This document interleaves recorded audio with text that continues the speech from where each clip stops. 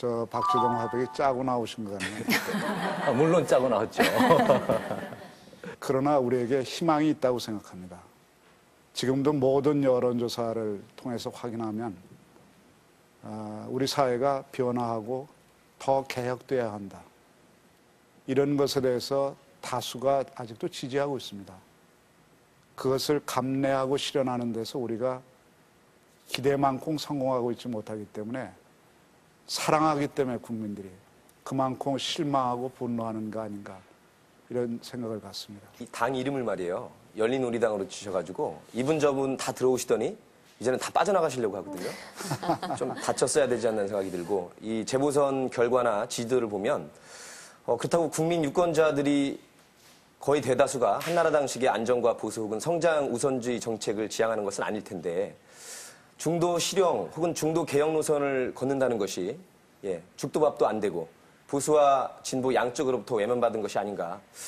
이럴 바에는 지난 4년 동안 뭐 FTA 새만금 문제, 평택 미군기지 이전 문제, 아파트 분양 원가에서부터 진보 개혁 노선을 꾸준히 걸어왔었으면 정체성도 살고 또 일정 정도의 지지도도 확보할 수 있었던 것이 아닌가. 지난 4년이 좌측 깜빵이를 놓고 오른쪽으로 우회전하는 우를 범한 것은 아닌가 그런 생각이 드는데 어떤 평가가 있으신가요? 네, 문턱이 높아지면은 엘리트들만 들어오거든요. 힘 있는 사람들만 들어오니까 문턱을 낮춘 거는 잘한 겁니다.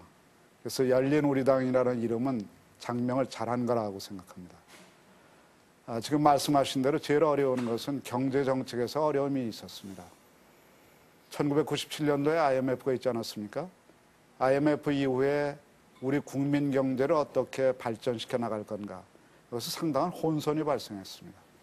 그래서 대부분의 중산층과 서민들은 생활이 개선이 되지 않고 그러고 상층의 10% 또는 20%한테만 혜택이 돌아가는 것을 개선하고 극복하지 못했습니다. 이른바 양극화를 개혁 정권인 노무현 정권과 김대중 정권, 열린우리당 아래에서도 이 부분을 극복하지 못했기 때문에 결과적으로 국민들이 볼 때 능력의 문제가 있는 것이 아니냐는 이런 질문을 받게 됐고 그 질문에 대해서 효과적인 대답을 아직 못하고 있습니다. 네. 책임을 느낍니다. 오늘 뭐 아주 솔직히 다 털어놓으시기로 그야말로 마음 먹고 나오셨다는 생각이 듭니다. 다 벗고 나왔습니다. 네, 그런 자세는 무척 국민들로부터 인정받을 만하다고 생각이 듭니다. 좀 강조해서 기억해 주십시오. 알겠습니다. 의원총회에서도 그런 얘기들이 분명히 오갔죠. 네, 통합신당이냐 재창당이냐. 이에 대해서 중진 의원 두 분이 의견을 밝혔거든요. 네. 이제 잠깐 좀 보겠습니다. 다시 정권 넘겨준 다음에 다시 노력해서 잘해서 찾아오면 될 거 아니냐 하고 말씀하신 분도 있습니다. 그런데 저는 이 한나라당으로 다시 정권이 넘어가면은 과연 페어플레이가 가능한, 정치적으로 페어플레이가 가능한 사회를 만들까 하는 점에 대해서도 저는 의구심을 가지고 있습니다. 그렇기 때문에 그렇다고 해서 우리가 페어플레이가 아닌 방식으로 무슨 정권을 지키자는 건 아닙니다. 우리가 여기서 다시금 우리 자신을 재정비하고 우리하고 뜻을 함께 할 수 있는 세력들을 크게 모아서 그 페어플레이를 통해서 국민들에게 정말 우리들의 무슨 진정한 뭐 개혁 의지, 민생 정치 의지 이런 것들을 보이면서 우리가 그동안 잘못했습니다. 굉장히 성과도 못 보이고 잘못한 점이 많은데 이건 앞으로 이렇게 고쳐서 잘해볼 테니 다시 한번 기회를 주십시오 하는 그런 호소를 하고 국민을 설득하면 우리에게 저는 기회가 있다고 생각합니다. 그것을 위해서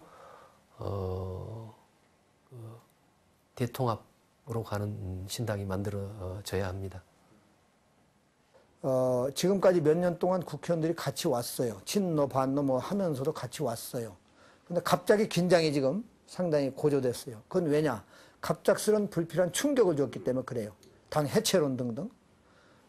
지금 친노다 반노다 분열을 해서 내년 대선이나 향후 국민들에게 희망의 비전을 뚜렷하게 제시할 게 없어요.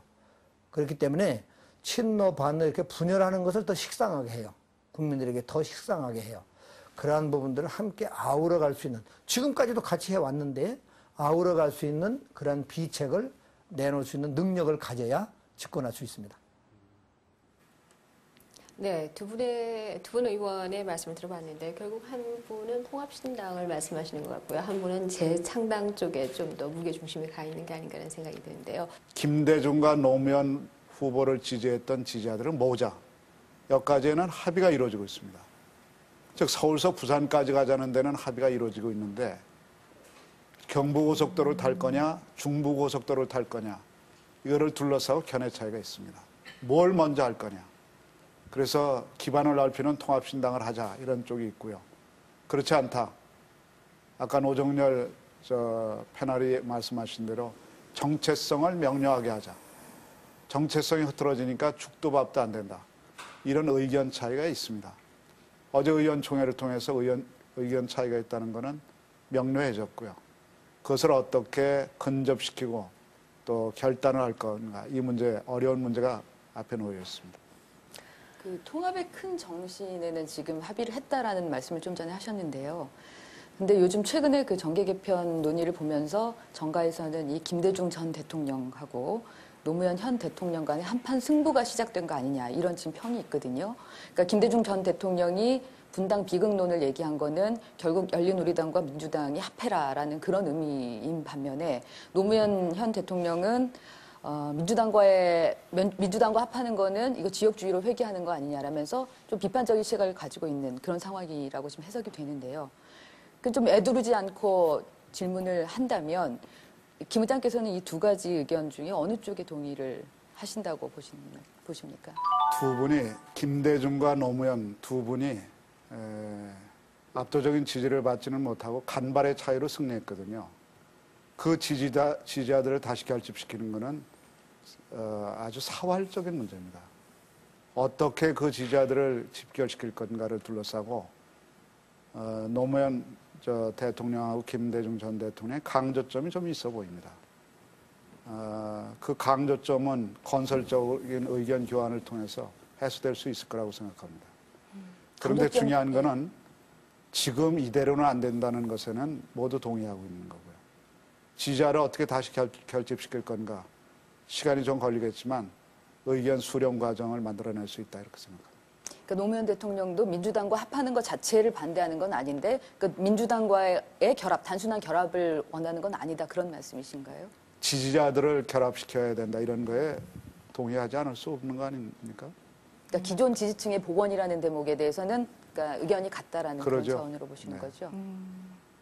강조점이 좀 다르다고 생각합니다. 좀 구체적으로 말씀해 주시겠어요? 그러니까 열린우리당과 민주당만의 통합이라든지 또 가령 결과적으로 호남표를 의식한 지역구 의원들이 앞서서 통합하면 그것은 새로운 일어섬을 위한 통합이 될 수가 없다. 이런 시각이 이른바 친노 직계라고 그러는 분들이 그런 감각을 많이 갖고 있죠. 전 그 점이 일리 있다고 생각합니다. 그래서 새로운 시대, 새로운 비전이 있어야 되고 그것에 걸맞는 인사들이 함께 참여하는 과정이 매우 중요하고 필요하다고 생각합니다. 통합신당 논의가 이제 본격화될 것으로 보이는데요. 이후에 아무래도 논의의 핵심은 비노무현 반한나라가 되지 않겠느냐는 시각이 지배적입니다. 동의하십니까? 동의하지 않습니다. 그 얘기가 왜 나오는지는 이해할 수 있습니다. 그러나 노무현 대통령과 참여정부 혼자 국정을 운영한 게 아니고요. 당이 함께